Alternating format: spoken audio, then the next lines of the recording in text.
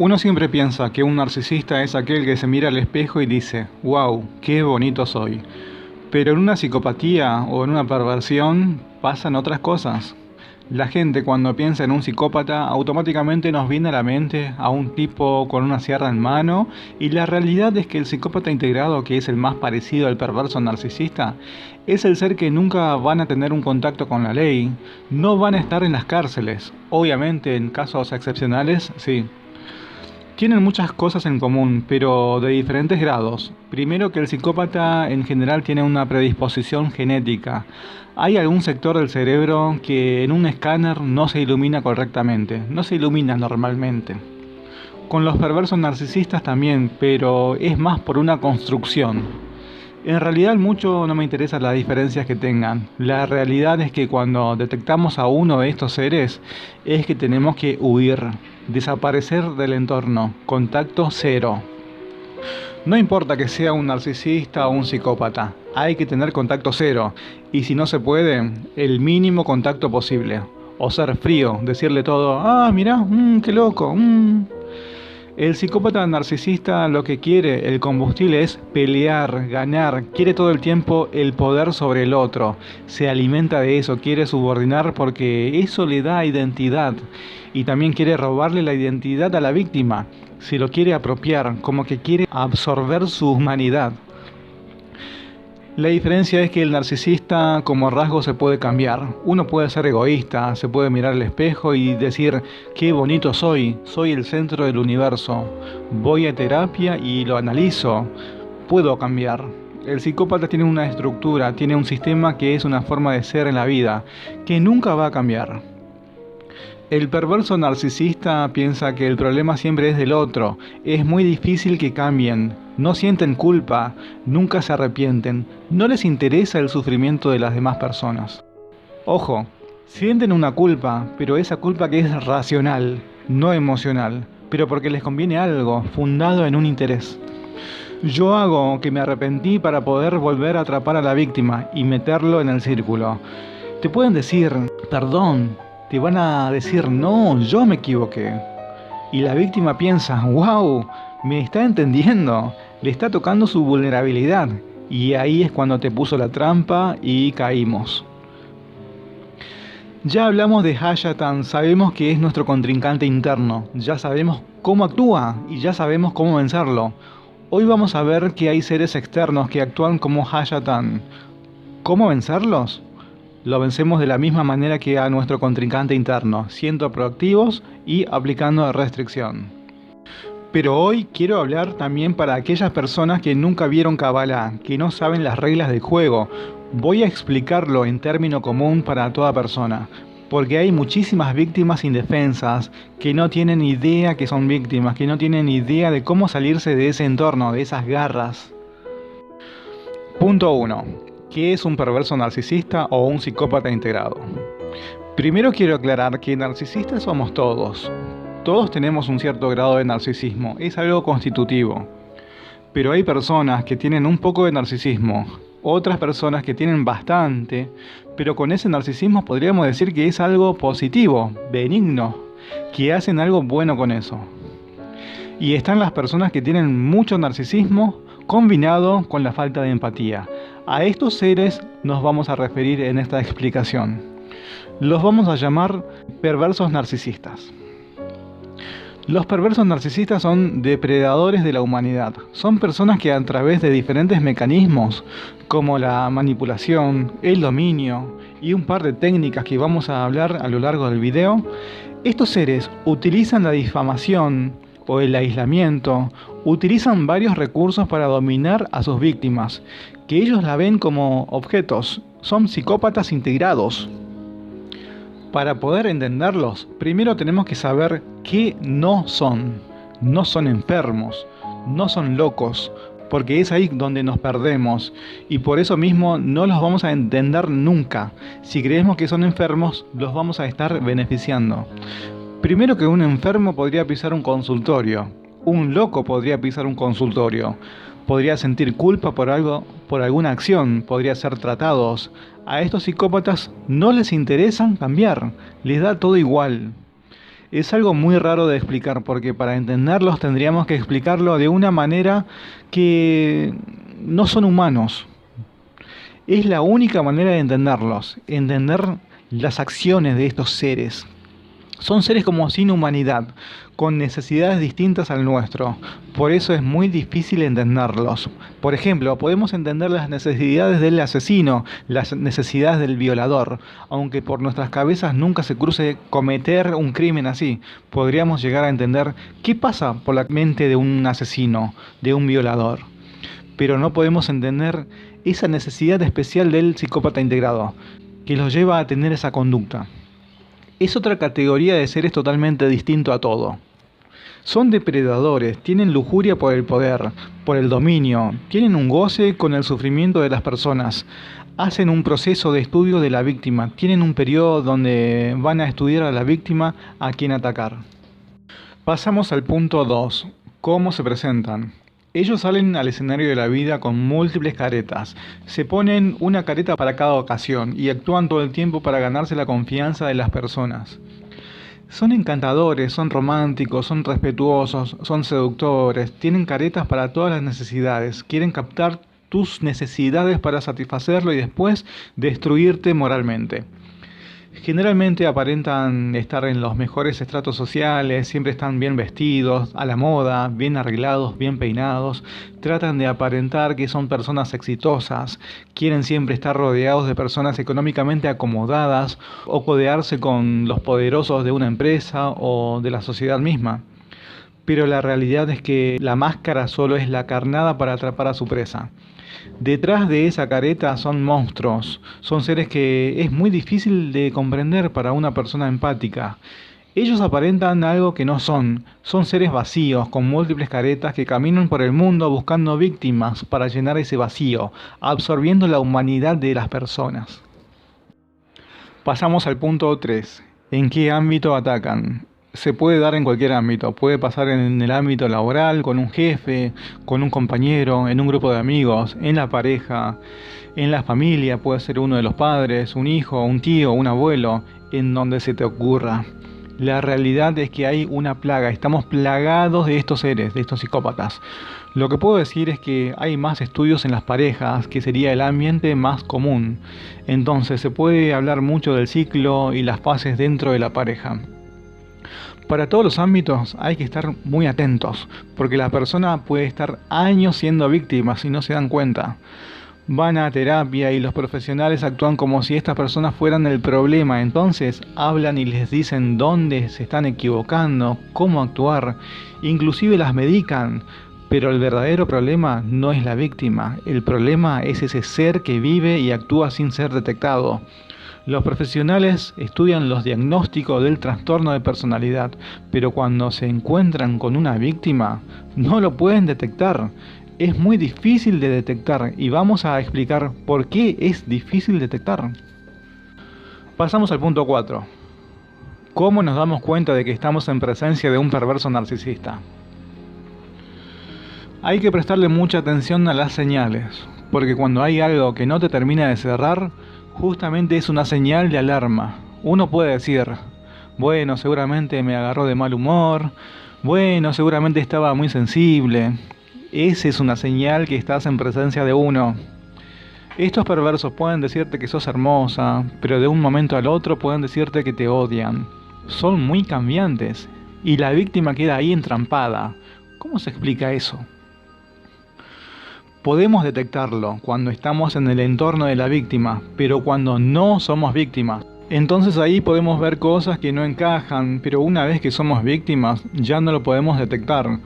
Podemos ver cosas que la víctima no podrá verlo nunca jamás. Ellos son conscientes de lo que hacen, pero les da todo igual, no tienen remordimiento de nada. Es muy importante que se tenga en cuenta que todo lo que te quita expresarte, de ser vos mismo, de elegir libremente, de sentir lo que uno quiere, hay que estar muy atento, porque podemos estar en presencia de estos seres. Cuando sentís incomodidad, pero no esa incomodidad de estar peleado con alguien, sino una incomodidad que no lo podés explicar, en donde te autocensurás, es porque estás en presencia de estos monstruos. Es una sensación rara, porque tengo miedo y por alguna razón me atrae ese miedo. No es que decimos, tengo miedo y me voy y no vuelvo nunca más. Pero el tema es que tengo miedo y vuelvo. Tengo miedo y me entrego. Me entrego a ese miedo porque estoy confundido, estoy paralizado. La palabra correcta es que me están captando. Ese es el momento que me están captando. Ese es el momento que estaría bueno tener un conocido que sepa del tema para saber qué hay que hacer en estos casos. En estos casos los seres queridos, los familiares, no pueden ayudar porque los psicópatas trabajan en eso, trabajan en la víctima y en todo su entorno. Cuando le contás a un ser querido lo que te está pasando, puede que te digan, no, pero si es buenísimo, no, es un divino, te habrá parecido. ¿Cómo me doy cuenta de que estoy en presencia de un psicópata? Cuando siento un sufrimiento que no es entendido, que no le encuentro la vuelta, que nadie me entiende, es una señal de que soy víctima o que estoy en presencia de un psicópata.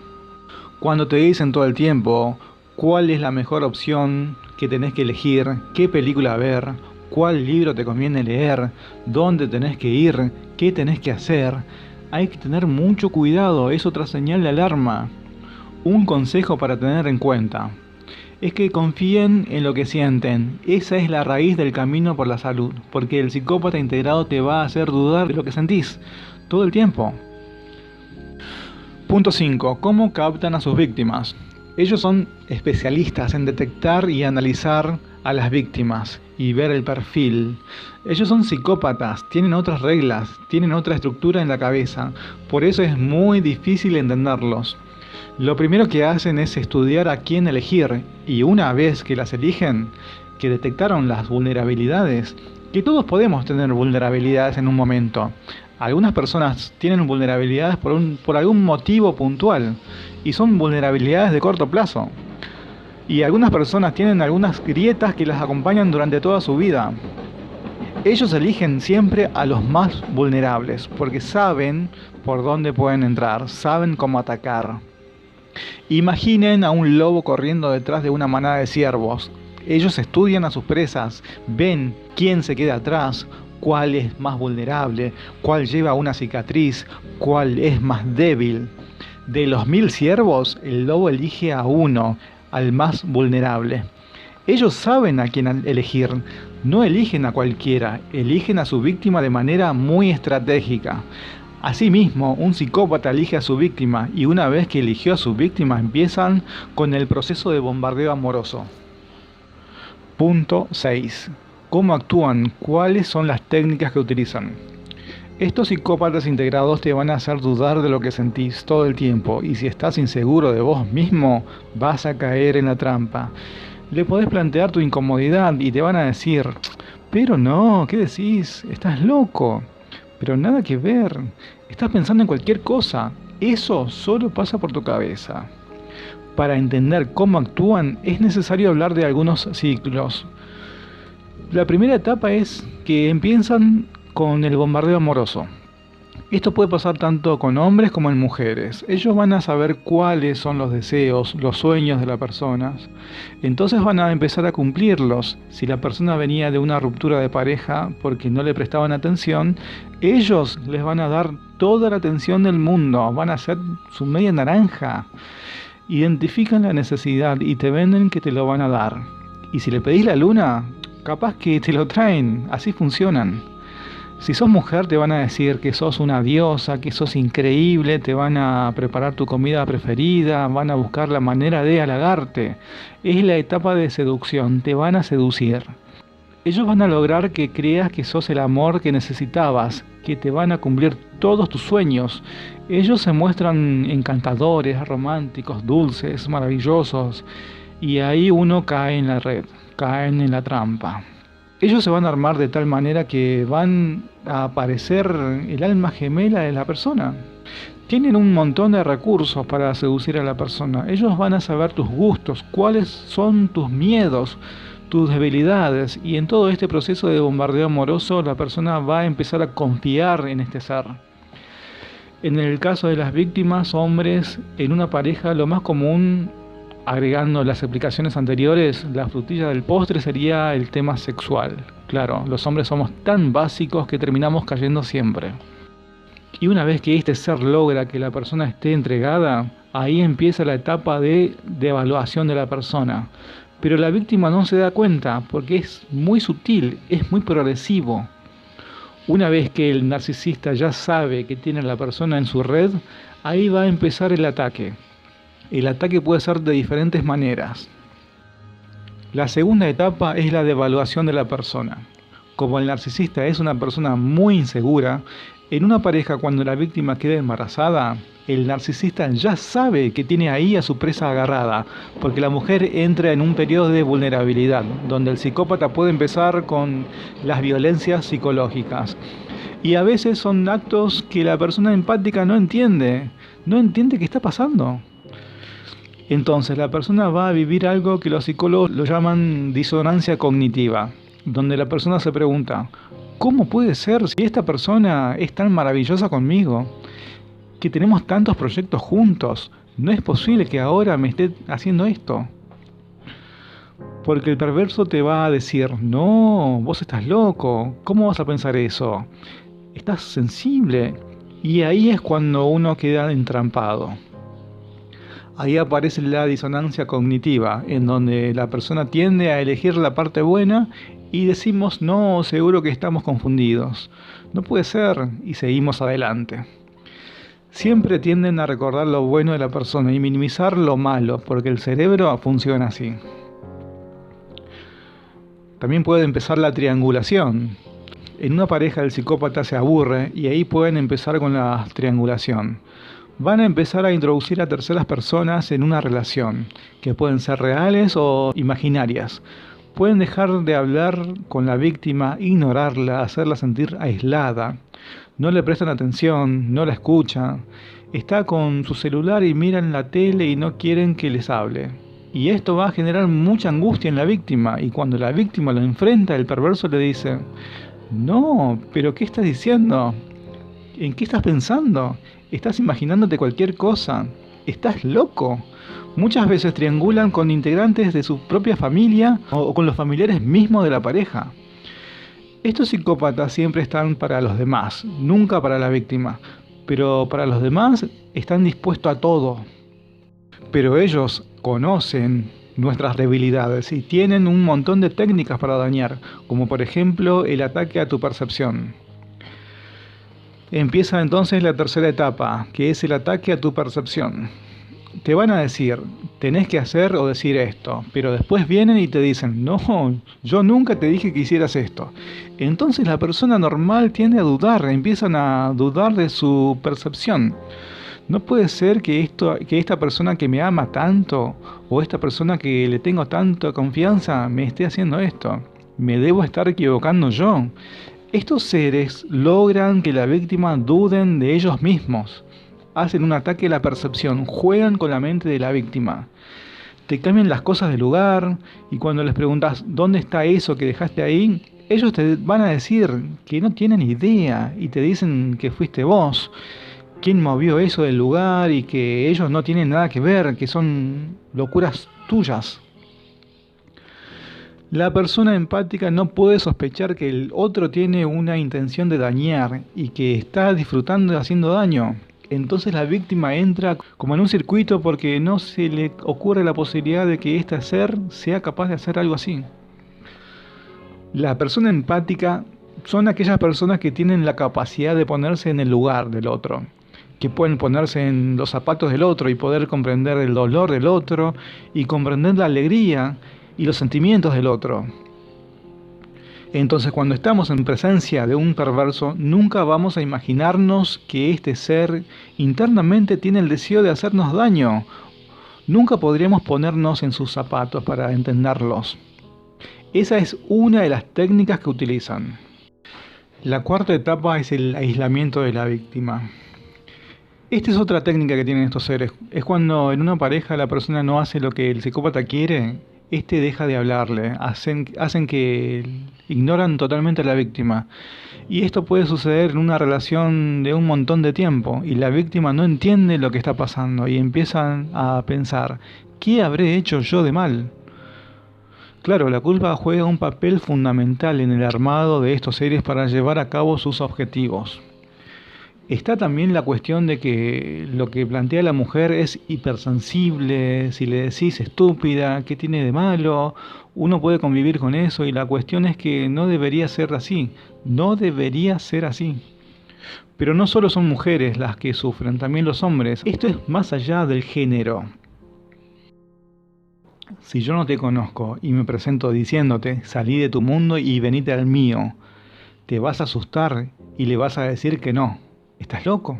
Esto es de a poco, muy progresivo. Van sembrando pensamientos. Te van diciendo, no, esa persona es mala influencia, esa persona te hace mal, y empiezan a boicotear a todo el entorno de la víctima.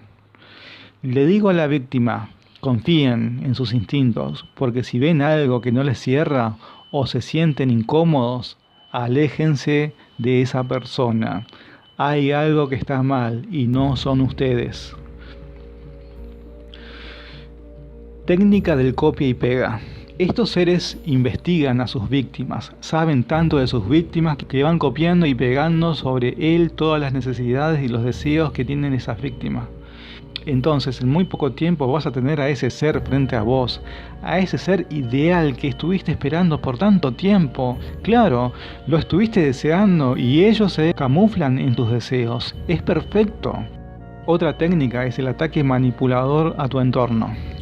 Los seres queridos, los familiares, muchas veces no pueden ayudar porque los psicópatas trabajan en eso, trabajan en todo tu entorno.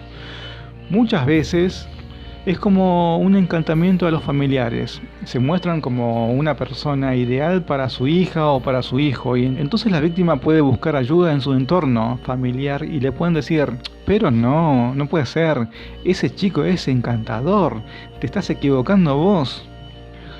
Y ahí cruzas el límite de la locura, porque tu entorno mismo te hace creer que estás loco o loca. ¿Cómo puede ser?